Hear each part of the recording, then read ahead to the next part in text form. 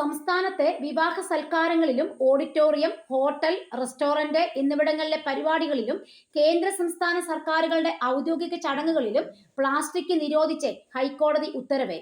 Plastic ഭക്ഷണപാത്രം, cup, straw, കത്തി, spoon, cover laminated bakery box എന്നിവയുടെ ഉപയോഗവും വിൽപ്പനയും നിരോധിച്ചിട്ടുണ്ട്. ഗാന്ധി ജയന്തി ദിനമായ ഒക്ടോബർ 2 മുതൽ നിരോധനം പ്രാബല്യത്തിലാകും. മലയോര ടൂറിസം മേഖലകളിൽ ഒറ്റത്തവണ പ്ലാസ്റ്റിക് പൂർണ്ണമായി നിരോധിച്ചു. പ്ലാസ്റ്റിക് കുപ്പിവെള്ളം ഉൾപ്പെടെ നിരോധിച്ചിട്ടുണ്ട്.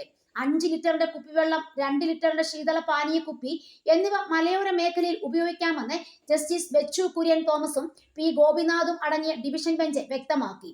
മലയോര ടൂറിസം മേഖലകളിലെ പ്ലാസ്റ്റിക് മലിനീകരണം സംബന്ധിച്ച് സ്വമേധയാ എടുത്ത കേസ് പരിഗണിച്ചാണ് കോടതിയുടെ ഉത്തരവ്.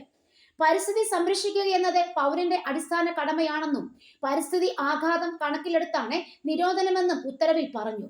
പ്ലാസ്റ്റിക് നിരോധനം ഹോട്ടലുകളുടെ ലൈസൻസ് വ്യവസ്ഥകളുടെ ഭാഗമാക്കാനും നിർദ്ദേശമുണ്ട്. പ്ലാസ്റ്റിക് നിരോധനത്തിനും പ്ലാസ്റ്റിക് മാലിന്യ നിർമ്മാർജ്ജനത്തിനും തദ്ദേശ സ്ഥാപനങ്ങൾ, മലിനീകരണ നിയന്ത്രണ ബോർഡ്, പോലീസ് എന്നിവയുമായി ചേർന്ന് സംസ്ഥാന സർക്കാർ നടപടികൾ സ്വീകരിക്കണം. ഇതോടൊപ്പം ബദൽ മാർഗങ്ങളും ഒരുക്കണം. മലയോര വിനോദസഞ്ചാര മേഖലകളിൽ വാട്ടർ കിയോസ്കുകൾ സ്ഥാപിക്കണം. ചില്ലുകുപ്പികൾ, വാട്ടർ കിയോസ്കുകൾ തുടങ്ങിയ മാർഗങ്ങൾ സ്വീകരിക്കാം. ജില്ലാ ഭരണകേന്ദ്രവും തദ്ദേശ സ്ഥാപനങ്ങളും സൗകര്യം ഒരുക്കണം. പ്ലാസ്റ്റിക് ഇതര വെള്ളക്കുപ്പി പ്രോത്സാഹിപ്പിക്കണം. നദികളിലും കനാലുകളിലും കായലിലും പ്ലാസ്റ്റിക് തള്ളുന്നത് തടയണം. പ്ലാസ്റ്റിക് ബോട്ടിൽ വീണ്ടെടുത്ത് സംസ്കരിക്കണം.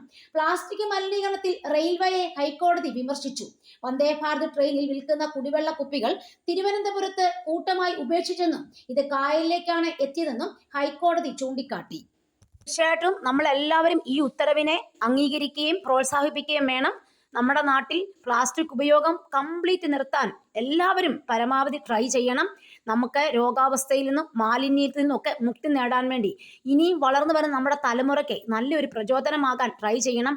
നമുക്ക് അതിന് പകരമായിട്ട് നമുക്ക് ഒരുപാട് ജൂട്ട് ബാഗുകളെ ഒക്കെ നമുക്ക് ഉപയോഗിക്കാവുന്നതാണ്. ഇങ്ങനെ ഏതു കാര്യത്തിലും ഒറ്റക്കെട്ടായി നമ്മൾ നിന്നാൽ നമ്മുടെ രാജ്യം നല്ല രാജ്യമായിട്ട് നാളെ മാറുകയും ചെയ്യും.